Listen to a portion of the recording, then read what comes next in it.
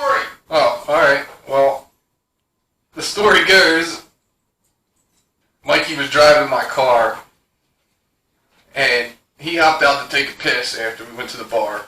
And I was like, well, I got a piss too, so I'm going to hop out of the back seat and take a piss, because he was our DD. Right. And he gets back in the car and acts like he's pulling off, and I'm still pissing, and I'm going, waving him back, and he's slowly backing up. And as he gets to me, I spin around, and my nut and my dick we're hanging out, dude, and he goes, I see the dick! And he took off and just drove away. Did he come back for you, or you just make He better have came back for me, because I was pissed at that point. I was like, if I gotta walk all the way to Greg's, I'm gonna be fucking mad. So were you on 155? We were going the back way from the Bull, back to Greg's house. And, well, I mean, that's what they get, though, man. They fucking leave me in my car. Also, at any point in time, guess what? You could have called me. I would have considered that your fault because you were showing guys your dick. Well, they pulled off and fucked with me. He fucked with me first. That's what made me do it. If he would have sat for a second, none of that would have transpired. I'm going to go ahead and say this. I cannot wait to review that footage because I overheard that story. Well, that's what happened. It was my dick. Is it recording right now?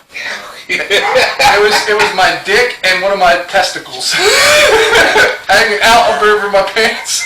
As I turned around, because I knew he was looking in the mirror, so as I turned around, you're like, yeah, he got it.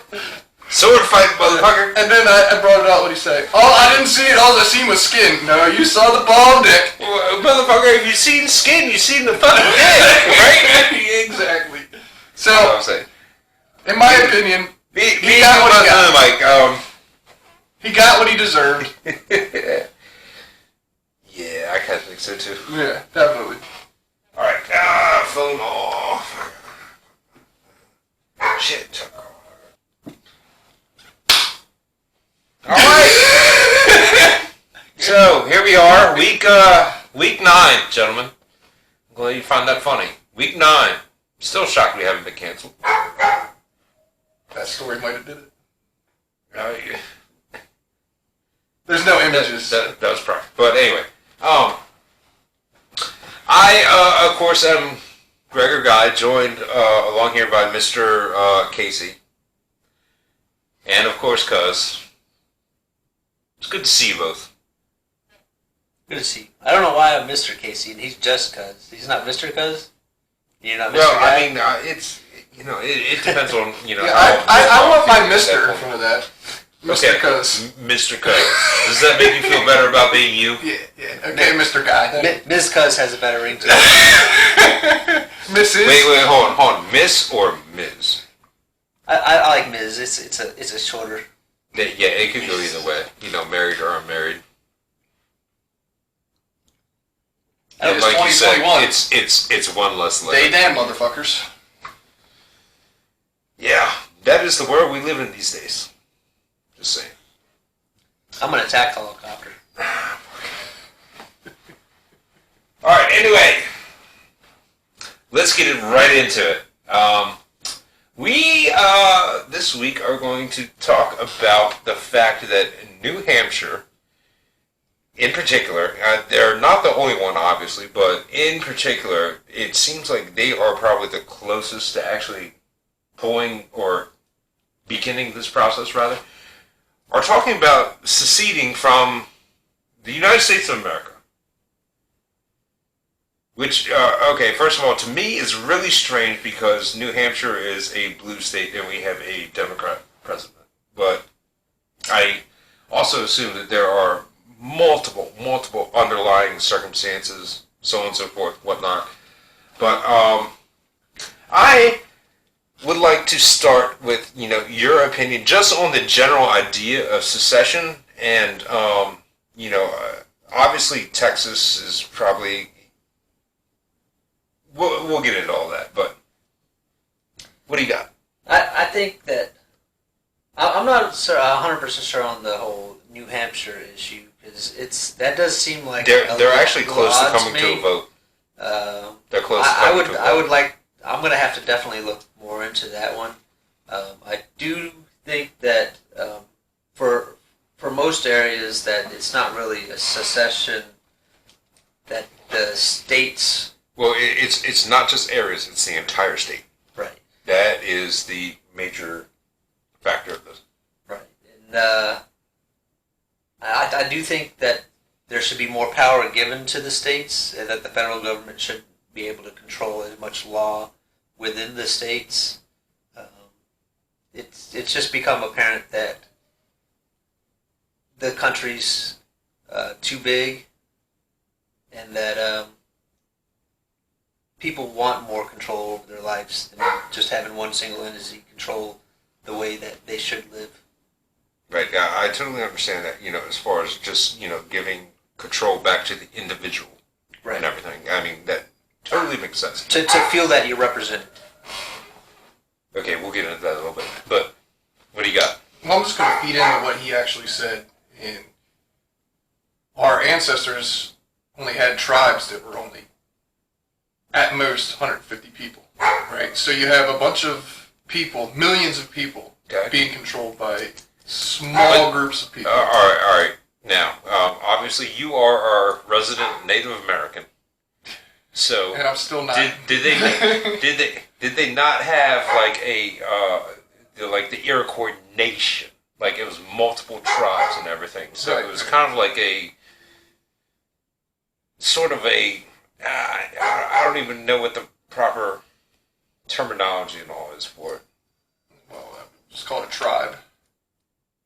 Different tribes. Right, but at the same point in time, wasn't there some sort, kind of like form of like governance that happened, within this particular tribe and so on and so forth? Even in Native American tribes out west, they still have their own jurisdictions. So I guess it would be similar to that. I'm not too sure, but it's probably somewhere along the lines like they have their own police and everything else. Either way, you can't have a few people dictating what happens with millions of people. It's never worked that way. There's too many viewpoints and opinions to control a giant place. Like Okay, the United well, States. going off that, are you saying that there are too many people in the United States of America for the federal government to be able to justify whatever types of laws and so on and so forth that they decide to pass? Right, yeah. Because Actually, each state is different depending on right. the population and Right. what they believe in. I actually 100% agree with that. Do you have any opinions on that matter? I think, that this is something I saw off of Tim Pool, was that he was believing that things are just moving too fast nowadays. Back in the past, you used to have to, the Congress would meet like maybe 1 or 2 times a year. They'd have to travel from all the way across the country to all meet up. And let me say this. Right. Back when the country was originally founded, it took you like basically 4 weeks to fucking ride a horse to wherever the fuck you were going. right. Now, Let alone send a letter. shit is a lot different. Now Okay. laws and ideas are being transferred at literally millisecond Yeah, speeds. instantaneously, internet. And, Just information The in internet. general is just... and things are just moving too fast for most of the country. And a lot of ideas, they might come up in an area, but they get flushed out over time as becoming bad ideas. And something that shouldn't be continued or pushed because you see the results of those ideas or those laws being passed in those areas.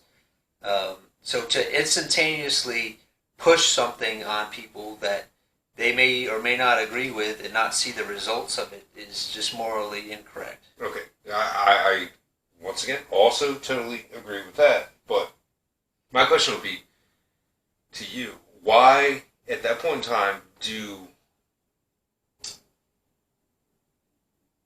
I don't necessarily want to call it a particular party here, but why do you vote, along party lines versus what is best for the people that you actually represent?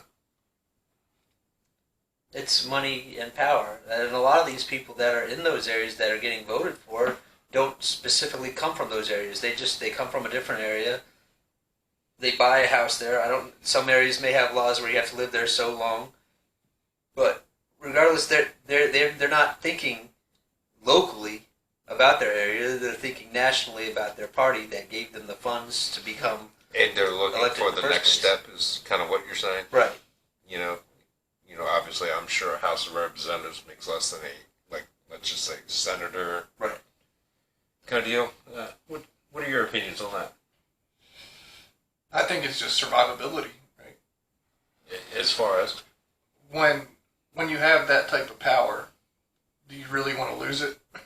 Even if you believe something else, you're going to go along with the people that are giving you resources, whether you believe in it or not. As far as monetary. Yeah, it's monetary. And so it's basically, you just vote whoever pays for your campaign right. wants you to vote. Unfortunately, I think that's how it is. I mean, honestly, my opinion is that it's sad, but yeah, I could definitely see that being the case. I mean, it's politics. Would you trust a politician? Well, and we had this discussion before. That's why there needs to be like a cap, I believe, on number one, political campaign spending. Right. Yeah. That would make so much of a difference. Right. I believe it's actually getting the right people who actually look out for the people that they were elected to represent, so on and so forth. Okay, well, I mean that's an interesting point too. Do you have any comments on that?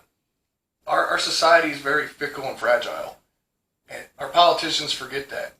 People of the past created this shit for a reason because they've been through some fucking hardships and they've seen what tyrannical and I mean they were basically oppressed by England and the well, whole American even Revolution just throughout history, you know what I mean? You had dictators and all that. Like people today, right? But are trying to change things. Didn't necessarily affect the United States of America in particular, other than after the American Revolution. I mean, granted, there was probably some stuff before that.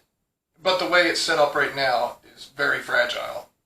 And the way people just throw, I got money, so I'm going to dictate the way I think this way. Right. Eventually, it's going to crumble. Well, Burns did the same thing. What isn't fragile, honestly? This fireplace isn't fragile. Doesn't even work. It doesn't. The terracotta behind the fireplace is fragile. Oh, here we go. Do you have anything to add? No? No. All right, fair enough. I seen the steam coming out. We can't win them all. Anyway. Okay, so, anyway, there has, like I said, New Hampshire is probably going to be the first one to put this on a referendum, on a statewide ballot, which, more power to them, okay? So what happens when Texas soon follows suit, and I believe, you told me Arizona will probably be and Florida. number 3, Florida probably number 4. At that point in time, does it just like totally spiral out of control, and then there's just these different, country states, or I don't even know what to call them, quite honestly. There would probably have to be a deal in place, because a state in general can't leave the United States without government permission. That is, I'm pretty sure it's up to the state. I don't believe that's correct. I would have to look into that further. Yeah, we would have to look up that particular thing. That is true. But I'm under the assumption that the country has to allow the state to leave. Also, I think that would be horrible if Texas left the country, because in many ways that would abandon a lot of the people in the rest of the country that vote certain ways. The rest of the country just moved to Texas. Texas is big. Texas is a big state, but I mean, not everybody has the resources. If everybody in upstate New York that votes kind of the same way Texas does, if everybody in upstate New York wanted to leave Texas, they would have to sell their property. And if everybody's selling their property, that property would be worth literally nothing, and then everybody would be moving to Texas with nothing. It would be no different than people crossing the border from Mexico than it would be the rest of the United States of America moving to Texas. What are your opinions on that? The first thing that comes to my mind is the import-export and the implications of that. Because if all of the states eventually become their own quote-unquote country, there's going to be border lines, and then they're going to need resources to survive. How are they going to get them? Is it going to be really expensive in, like, say, the Midwest, where they don't have any, like, rivers or oceans to bring boats in? Or how is that going to work? I think there's